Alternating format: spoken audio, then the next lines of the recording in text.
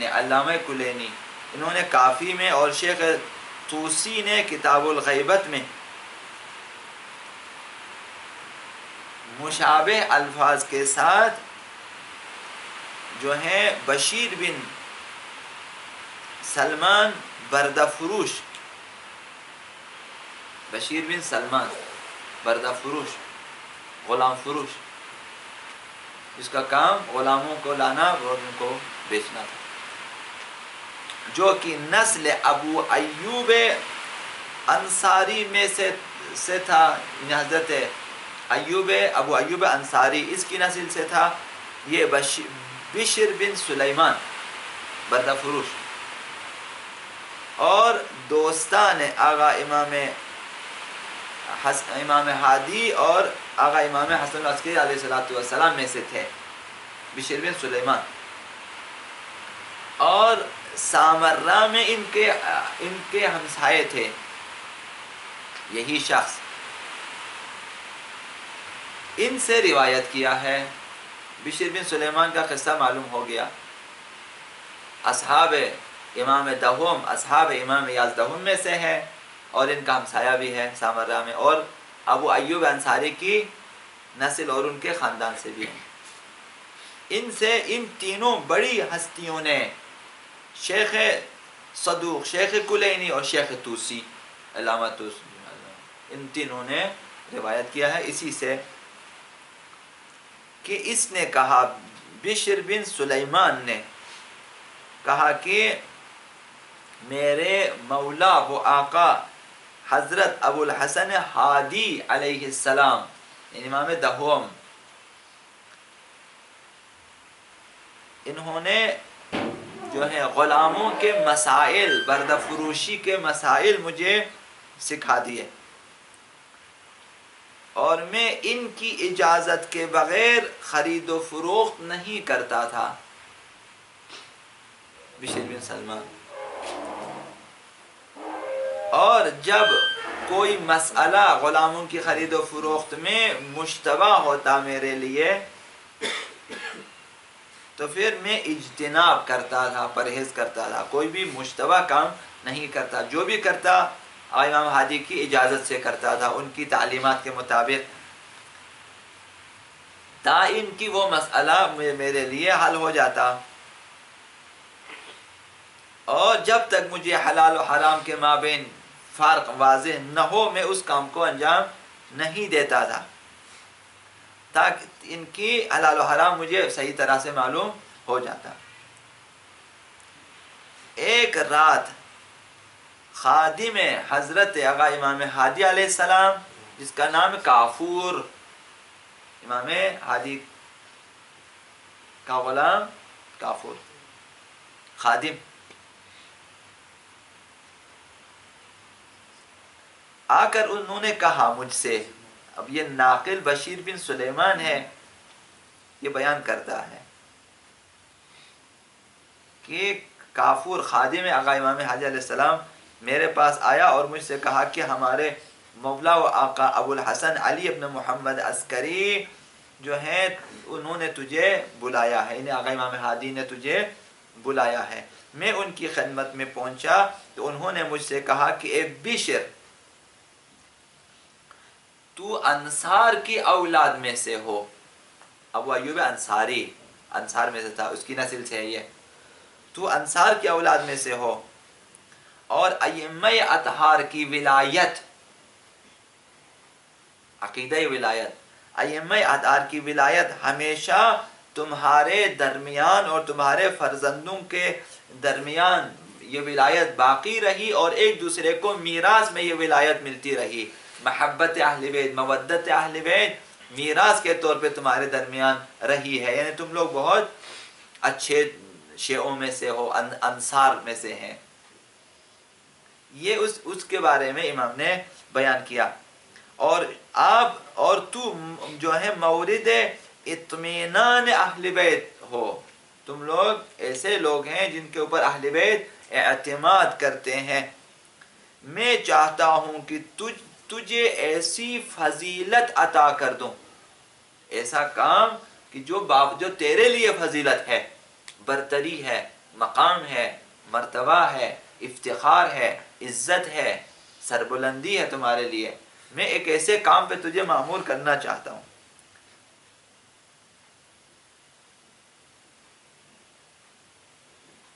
تاکہ اس فضیلت کے ذریعے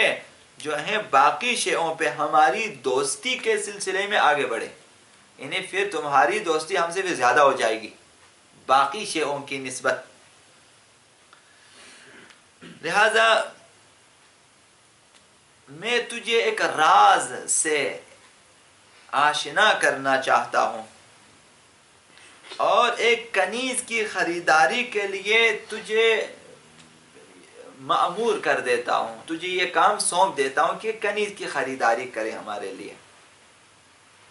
اور اس طرح تم ایک بہت بڑے راز سے آشنا ہو جاؤ گے اور پھر تمہارے لیے ایک فضیلت بھی ہے، اور یہ ایسی فضیلت ہے کہ باقی شیعوں پہ پھر تمہاری فضیلت زیادہ ہو جائے گی، دوستی اہل بیت، محبت اہل بیت زیادہ ہو جائے گی. مقام آقا امام زمان اس قدر ہے کہ حتیٰ ابھی کنیز کی خریداری کے لیے آقا امام مہدی علیہ السلام اب اسے فضیلت دے رہے ہیں، جبکہ اس نے جا کے خالی خرید کے لانا ہے کہ یہ تمہاری فضیلت کہ تم باقی شیعوں سے آگے بڑھ جاؤ گے. لہذا یہاں تک فرمایا یا بشر انک من ولد الانصار وهذه المولى لم تزل فيكم يرثها خلف عن سلف وانتم ثقاتنا اهل البيت واني مشرفك بفضيلة تسبق بها الشيعة في المولاة بسر اطلعك عليه وانفذك في اتباع امة. میں تمہیں ایک راز کے سلسلے میں تمہیں آگاہ کرنا چاہتا ہوں، ایک ایسے کام پہ مأمور کرنا چاہتا ہوں جس کے ذریعے تم باقی شیعوں سے فضیلت میں آگے بڑھ سکتے ہو. دوستی ہے اہل بیت. خلاصہ یہ عربی بھی میں نے آپ کی خدمت میں عرض کیا، خلاصہ یہ رہنے دیں. اس وقت یہ کہہ کر حضرت آقا امام مہدی علیہ السلام نے ایک خط رومی رسم الخط میں لکھا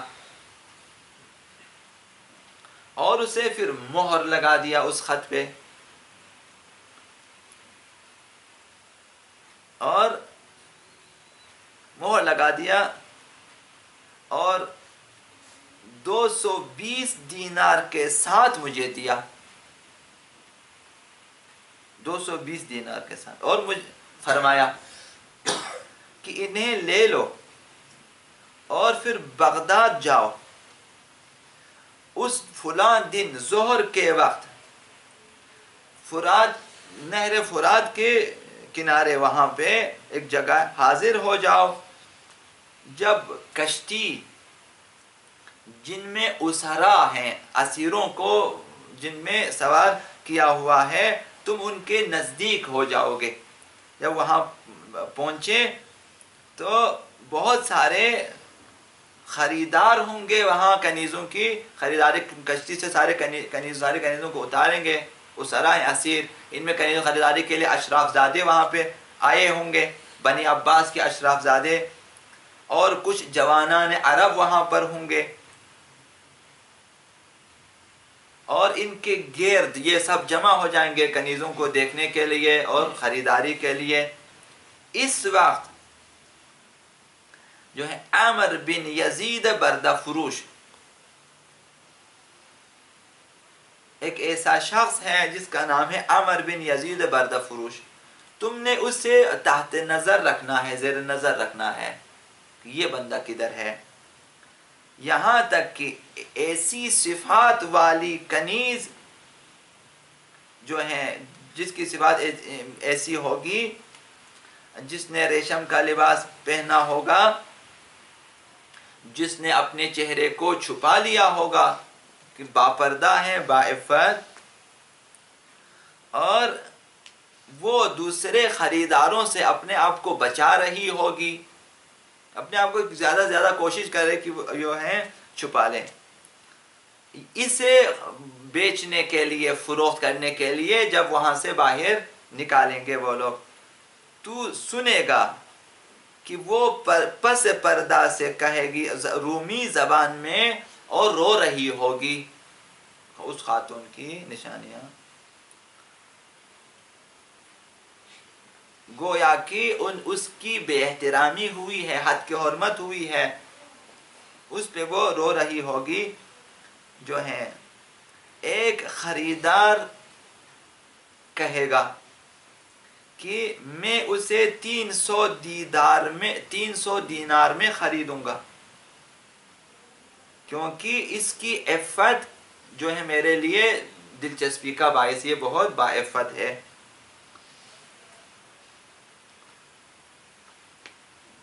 اس کے جواب میں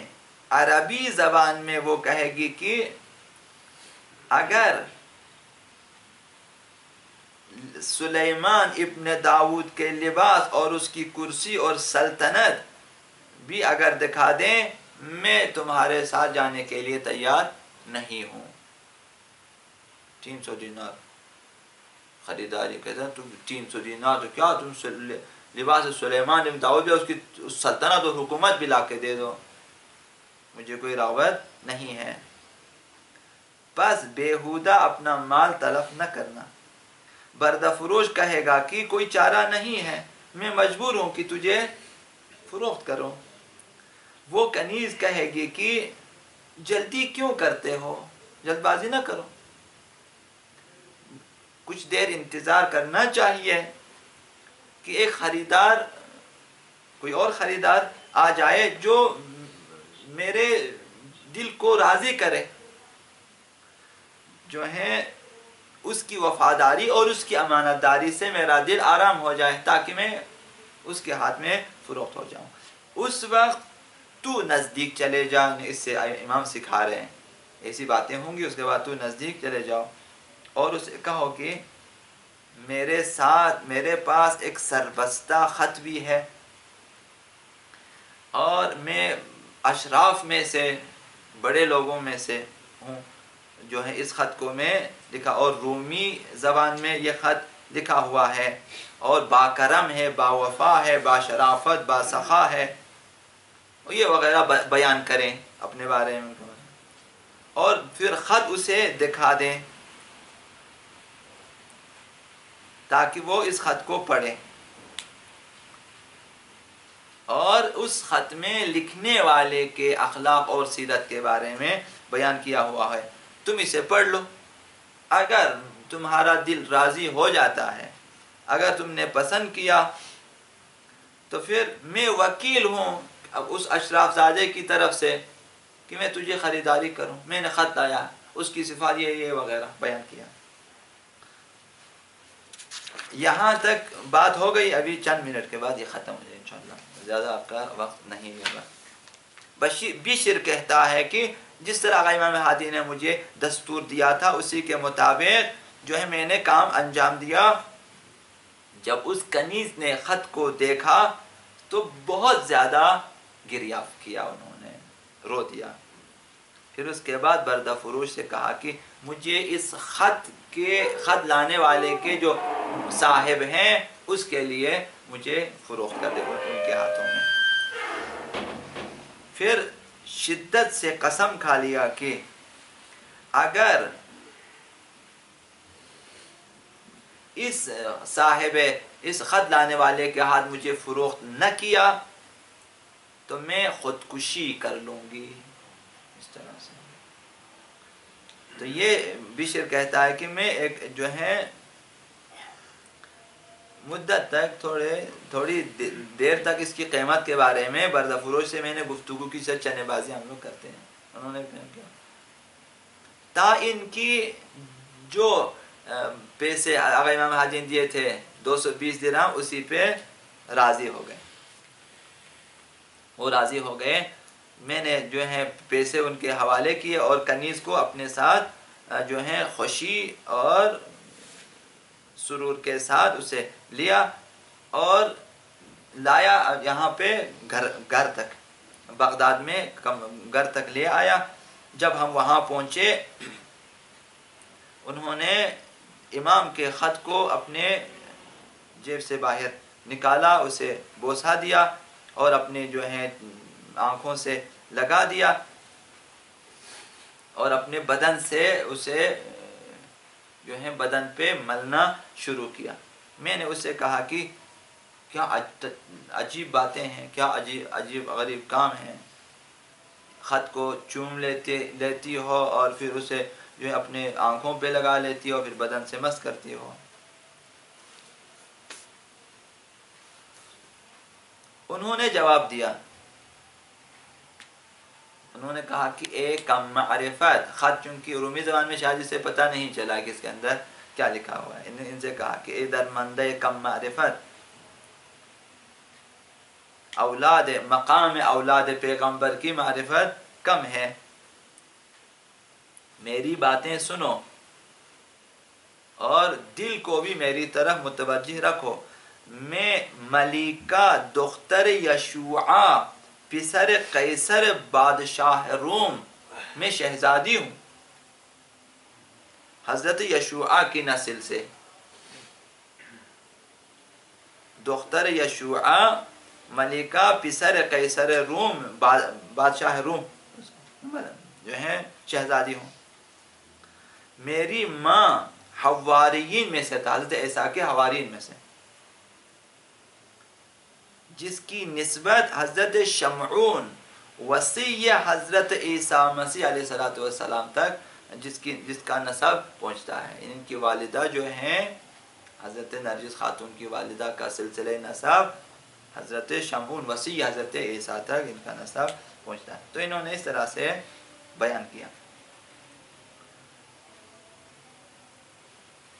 تو انہوں نے کہا کہ حضرت بشیر سے کہ میں ایک قصہ تمہیں بیان کر دیتا ہوں، قصہ عجیب. میرے دادا یا نانا قیصر چاہتا تھا کہ مجھے 13 سال کی عمر میں اپنے جو برادرزاد چاچزاد، ان کے چاچزاد، اس کے ساتھ میری شادی کر دے.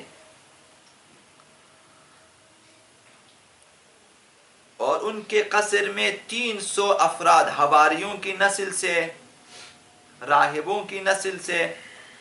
اور 700 نفر اشراف زادگان بزرگان اور 4000 افراد جو ہیں سپاہ اور لشکر کے جو ہیں ان کے جنرل کرنل وغیرہ جو ہیں اور عشائر، یہ سب انہوں نے جمع کیا تاکہ ان کی شادی ہو جائے اپنے چاچزاد کے ساتھ. اس وقت بہت خوبصورت تخت آراستہ کیا، انواع جواہرات، قیمتی جواہرات وہاں پہ لگے ہوئے تھے، اور وہاں جو ہیں اس کے 40 پائے تھے اس تخت کے. جب چاچازاد جو ہیں تخت کے اوپر آ کر بیٹھا تو صلیب اٹھا لیے سب نے، چونکہ مسیحی تھے سب کے ساتھ، صلیب اٹھا لیے، اور جو ان کے علماء اسقف وغیرہ دعا کے لیے کھڑے ہو گئے تاکہ رسم عروسی برگزار ہو جائے. اور انہوں نے انجیل وغیرہ کو کھول دیا تو ایک مرتبہ تمام صلیب جو اٹھائے تھے وہ سب زمین پہ گرے. صلیب سارے جن کے ہاتھوں میں تھے گرنا شروع ہو گیا، اور وہ جو تخت کے اوپر بیٹھا ہوا تھا سرنگون ہوا، چاچازاد بے ہوش ہو گیا اس کو. اور تمام اسقف کے جو ہیں چہرے کے رنگ اڑ گئے اور سب کے سب لرزنے لگے. اسقف اعظم نے میرے دادا سے کہا کہ اے بادشاہ، مجھے اس منحوس جو ہے امور سے دور رکھیں. ہمیں زوال کی جو ہے نشانی نظر آ رہی ہے، ہمارا دین کا زوال ہونے والا ہے، یہ جو صلیب وغیرہ گرے ہیں نشانی، لہذا ہمیں اس کام سے معاف رکھیں. تو میرا دادا بھی شدت سے جو ہے انہوں نے بدفعلی لیا کہ یہ تو بدشگونی ہے، سارے صلیب گر رہے ہیں، توڑ رہے ہیں، سب چاچازاد بھی اوپر سے گرا، دلہا بھی گرا ہوا، بے ہوش ہے، وہ سب کے سب لرز رہے ہیں. لہذا کشیش اور ان کے کشیشوں سے علماء سے کہا کہ جو ہے صلیبوں کو دوبارہ سے اٹھائیں، اور یہ جو بدبخت شخص ہے، اسے بھی لے کر آئیں، یہ جو اس کا برادر زیادہ ہے، لے کر تاکہ میں بیٹی کی اس کے ساتھ شادی کر دوں، تاکہ نحوست جو ہے سعادت میں تبدیل ہو جائے۔ جب ایسا کرنا شروع کر دیا تو دوبارہ وہی سلسلہ شروع ہو گیا، سلیبوں کا گرنا اور تخت سے نیچے گرنا، بے ہوش ہونا وغیرہ خلاصہ۔ تو اس کے بعد لوگ پراکندہ ہو گئے، اور میرا دادا جو ہیں وہ بہت پریشان ہو کر اندوہگا اور بہت زیادہ اندوہناک ہوئے، وہ کھڑے ہو گئے۔ اسی رات مجلس تو خیر ختم ہو گئی، اسی رات کو میں نے خواب میں دیکھا کہ حضرت مسیح، حضرت شمعون اور کچھ حواری جو ہیں میرے دادا کے قصر میں جمع ہیں، اور ایک جگہ پر میں نے دیکھا کہ میرا جو ہے دادا تخت پر، اور جو ہے ایک تخت ہے اور ایک بارگاہ ہے، وہاں پہ ایک ممبر ہے، نور کا ممبر نصب کیا، اور اس کی بلندی پہ جو ہے اس کی بلندی آسمانوں کو چھو رہی تھی۔ اس نورانی ممبر پہ حضرت محمد صلی اللہ علیہ وآلہ وسلم اور ان کے داماد اور وسیع حضرت علی علیہ السلام اور کچھ ان کے فرزند ائمہ اطہار علیہ السلام داخل ہوئے۔ پس حضرت عیسیٰ مسیح نے ان کے استقبال کے لیے گئے اور انہیں جو ہے معانقہ کیا، ان کے گردن میں ہاتھ ڈال دیا، اور حضرت محمد صلی اللہ علیہ وآلہ وسلم نے فرمایا کہ اے روح اللہ، حضرت عیسیٰ کا لقب، اے روح اللہ، میں آیا ہوں تاکہ تمہارے جانشین حضرت شمعون جو ہیں اور ان کی بیٹی ملیکہ سے اپنے فرزند کے لیے خواستگاری کا کام انجام دوں، اور ان کے ہاتھوں سے حضرت ابی محمد علیہ السلام فرزند جو ہے اسی حضرت آقا امام ہادی علیہ السلام کی طرف اشارہ کیا کہ جس نے خط دیا تھا کہ ان کے فرزند کے لیے ان کی بیٹی کا میں جو ہے خواستگاری کے لیے آیا ہوں، یہی حضرت نرجس علیہ السلام۔ حضرت مسیح علیہ السلام نے شمعون کی طرف دیکھا اور کہا کہ تمہاری طرف شرافت نے رخ کیا ہے، بزرگواری نے، تم اپنے اور آل محمد صلوات اللہ علیہم کے درمیان جو ہے پیوند اور رشتہ داری برقرار کر لو۔ اس نے کہا کہ میں موافق ہوں۔ پس حضرت محمد صلی اللہ علیہ وآلہ وسلم نے فراز ممبر سے خطبہ عقد کو پڑھا اور حضرت نرجس کو حضرت آقا امام حسن العسکری علیہ السلام کے جو ہے ازدواج میں دے دیا۔ قصہ یہاں تک ہے، باقی انشاءاللہ پھر کل عرض کروں گا۔ تو اس طرح سے جو ہے یہ آدھا قصہ ہے، اس طرح سے رات کو خواب میں حضرت عیسیٰ مسیح علیہ السلام، حضرت شمعون علیہ السلام اور اس طرح حضرت پیغمبر خدا اور ائمہ اطہار تشریف لائے وہاں پہ، اور حتیٰ کہ اسی جو ہے خواب میں خطبہ عقد بھی پڑھا گیا، تمام ائمہ کی زیارت بھی ہو گئی، حضرت عیسیٰ کی زیارت بھی انہیں ہو گئی، اور جو ہے اہل بیت اطہار کی زیارت بھی حضرت نرجس خاتون کو ہو گئی، اور وہاں سے عقد بھی پڑھا۔ تو یہ وہ راز ہیں کہ جو ان کے سینے میں تھا۔ اب جب تک خط دیا خریداری بھی ہو گئی، حضرت بشر بن سلیمان کو معلوم نہ تھا، اب یہ تمام راز سے انہوں نے آشنا کر دیا۔ اب اس کے بعد کچھ اور قصے ہیں تا ان کی وہ آ جاتے ہیں حضرت امام حسن عسکری علیہ السلام کے پاس، حضرت امام علی نقی کے گھر میں، پھر ان کی شادی ہو جاتی ہے ان سے، کل انشاءاللہ پھر بیان کریں گے۔ بر محمد و آل محمد صلی اللہ علیہ وسلم۔